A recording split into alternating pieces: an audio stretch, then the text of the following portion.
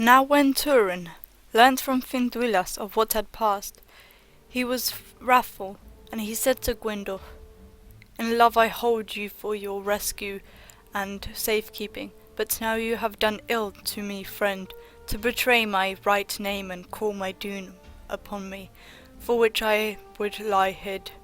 But Gwyndor answered, "The doom lies in yourself, not in your name." Welcome to Tales of Ada, where we discuss and explore Middle-earth. This week's video follows our last video about the children of Hurin.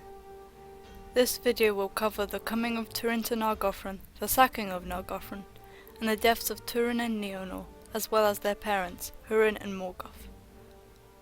And so once Hurin had slain his best friend, Beleg,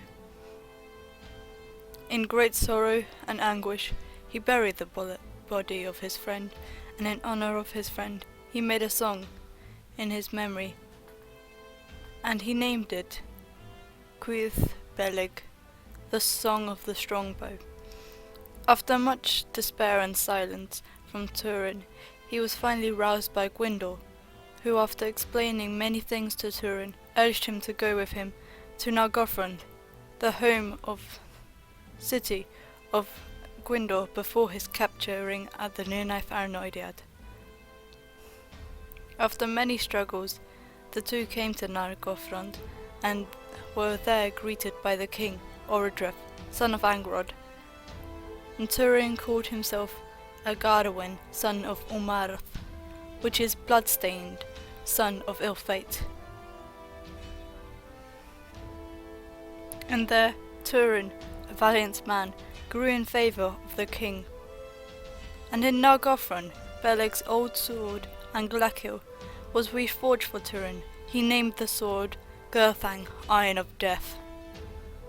Hurin urged the elves to abandon their manner of fight, which primarily involved secrecy and ambushes. Instead, Hurin went full-out battle against his foes, and he was known as Mormegil, the Black Sword, for he was feared by many orcs of Morgoth. In Nargothrond dwelt Finduilas, daughter of the king, and she was first close to Gwyndor before the fifth battle. But then at the arrival of Hurin, her heart turned to him, and she was torn between the two. But the curse was not over, and Hurin's coming to Nargothrond would soon lead to its destruction. Yet over time in Nargothrond the friendship of Gwyndor and Hurin lessened, for Gwyndor saw the curse within Hurin and revealed his identity and name publicly in Nargothrond. And after a few years in that fair city, news came from Círdan by the way of two messengers, Arminas and Gelmir. They told of Círdan's meeting with Ulmo and how Ulmo had told of the downfall of Nargothrond. To this Hurin was displeased, and did not hearken to their words. After the departure of Arminas and Gelmir, Handir, the then lord of Brethil, and most of his folk were slain or driven from the crossings of Teglin, and so the orcs gained that river crossing, and it was the first step in their attack of Nargothrond. And that same year, Morgoth's great armies, which included Glaurung the first dragon, attacked Nargothrond. The scouts of Orodreth told of a massive host coming to Nargothrond, and so the valiant warriors of Nargothrond, led by Orodreth the king and Hurin, left the city to fight on the plain of Tumhalad. But though they were skilled and mighty, the elves were driven back, and with great losses. Orodreth the king was slain, and Gwyndor was mortally wounded. But before dying, he bid Hurin hasten back to Nargothrond, and to save Finduilas and the others. But Hurin was too late for Glaurung, and his host had come suddenly to the unprepared people of Nargothrond. There, the bridge that Hurin had built years ago proved to be the downfall of Nargothrond, and in rage, coming to the doors of Felagund, which were now in ruin, he saw Glaurung, and there unafraid looked straight into the great beast's eyes. Turin, now under a dark spell of the dragon, hearkened to every word of his. Glaurung told Turin that his sister and mother were thralls in Dol Omen, and taunted him with lies. For in fact, Nienor was near full growth when she and her mother, Mohan, escaped to Dol Omen. From Dol Omen, and came to Doriath, hoping to find Turin. However, still under the spell of Glaurung, Turin abandoned Nargothrond and Finduilas, and made his way quickly to Dol Omen. At last, worn and tired, he came to the land of his childhood. Yet it was a now desolate place, with Easterlings harassing the few remnants of a once proud house of Hador. Turin came to his old house, and finding it empty, he went to the nearest house, which was Broder's, the Easterlings. And he was taken in by Arin, the wife of Broder, and she allowed him to take shelter for the night. There, warming beside the fire, Turin came across Sador, his old servant, and since no one had any news of Nienor or Mohan except Arin, Turin questioned her, and she did tell of Nienor and Mohan. She told him that they had escaped to Doriath. Enraged at the Easterling's torment of his kin, Turin grabbed Broder and slew him, and many other Easterlings. Then the servants and thralls of the Easterlings rebelled against their masters. But in that rebellion, Sador was killed, but he bade Turin farewell before he died. And so Arin, who feared the revenge of the Easterlings, which was undoubtedly to come, and she begged Turin to leave, or more evil will befall Dol Omen. And as he fled, in the distance Turin saw the bright flames of the hall of Broder burning. Turin was torn in mind, for he wished to see his mother and sister in Doriath, but in the end he decided to track down the orc host that held Finduilas captive. Yet he came too late, as when Turin came to Brethil, the forest the orcs had passed through, he was told by that remnants of the people of Haleth that had tried to rescue Finduilas and the other captains. But it seems the orcs attacked their prisoners and slew them, and they pinned Finduilas to a tree with a spear. The folk of Haleth buried Finduilas, so that Turin might find her. After Dorlas of the Haladin spoke of all he knew, Turin was invited to live among the Haladin. Meanwhile, Mohan and Nienor grew restless in Doriath, for tidings of Turin's great deeds spread across Beleriand, and Mohan wished to see her son once again. And there, hearing that he is in Nargothrond, Mohan and Nienor, against the advice of Thingol, king of Doriath, set out to find Turin. But when they came to the surrounding areas of Nargothrond, Mohan and Nienor were separated from their escort and Mablung, and Glaurung, sensing their arrival, ensnared Nienor in the same spell as her brother Turin. And Nienor forgot everything, who she was, and any forms of communication, and all names. And Mohan there also was lost, as it seems she disappeared into a fog. As for Nienor, she ran wildly like a deer, remembering nothing, and so she came naked and hungry to Brethil. There, by chance, or the evils of Melkor, she was found by Turin, her long-lost brother, that she knew not, and when asked of her name, she wept, for all languages had been foreign to her. And there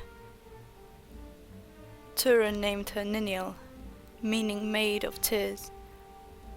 And so, taken in by the folk of Bertha, Nienor was taught speech and all the names of things anew. And after time, Turin grew to love her, and they were wed, as it seems. All the curse of Morgoth was over, but in fact it would yet return. For soon Glaurung, the first dragon, wished to finally end Turin, or to torment him more. So the Haladin prepared, and Turin, knowing that Glaurung had come for him, wished to go out and slay the beast. With him came Dorlas and Hunther, a kinsman of Brandir the Lame, the current lord of the house of Haleth. Hunther was slain early on, and yet when the great worm of Morgoth passed over a chasm in the river Teighlin, the hidden Turin sprang up and slew the dragon. Yet the dying beast put a spell on Turin, so that he fell dead, like one dead alongside the dragon. When news came to Nienor that Turin had gone to face the dragon, and that he had been seen by no one, she, against the counsels of Brandir, hastened to find Turin. Nienor found him laying next to the fallen Glaurung, and there, whilst trying to wake him up, the dying Glaurung brought back Nienor's memories and told her of Turin.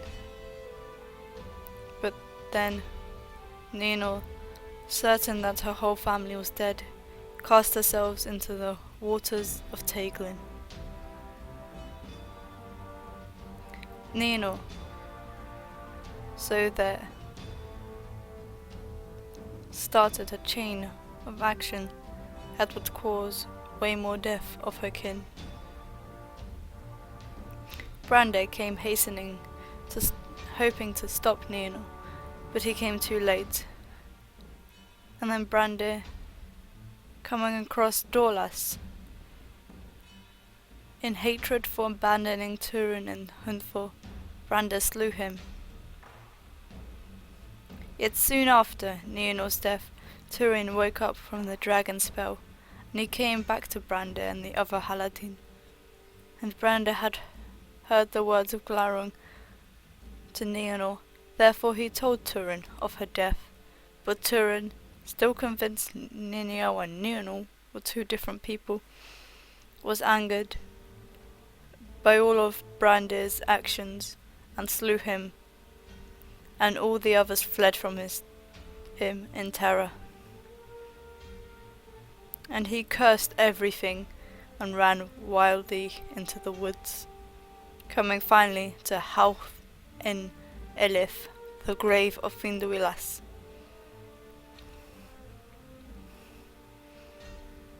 And as he came there, Mabling and other elven hunters drew near him, and Mabling told Turin of all that had befallen concerning Nienor and Morwen, and then Turin knew that Brandir's story may have been the truth. So Turin, seeing the curse of Morgoth finally overwhelm him, fled to Kerin and Aras, same place where Nienor had died, and there he drew forth Gurthang, and casting himself upon his blade, died, and so the sword broke into many shards. But there, coming the elves and woodsmen, buried Turin in a high mound, and a great stone they placed, that read Turin Drambuleg, Turamba Dagni Glaurunga, meaning slayer of Glaurung, and below they wrote Nienor Niniel. and at the deaths of Turin and Nienor, Morgoth finally released Hurin from bondage. And coming to the grave of his children, Hurin there found Morwen, and in grief they spoke little. But with the setting sun, so did she die in grief. And Hurin buried Morwen there as well. But as for him, he came to Nargothrond, and there, taking the Nauglamir, the once prized jewel of Finrod, he gave to Thingol, and it would cause much woe yet later. And in Nargothrond, Hurin partly avenged Hurin by slaying Mim, who lurked there, but himself being in anguish in the end, he finally cast himself into the dark sea. Thank you for watching this video. We hope you enjoyed this rather detailed explanation of the tale of the children of Hurin. Don't forget to like and subscribe.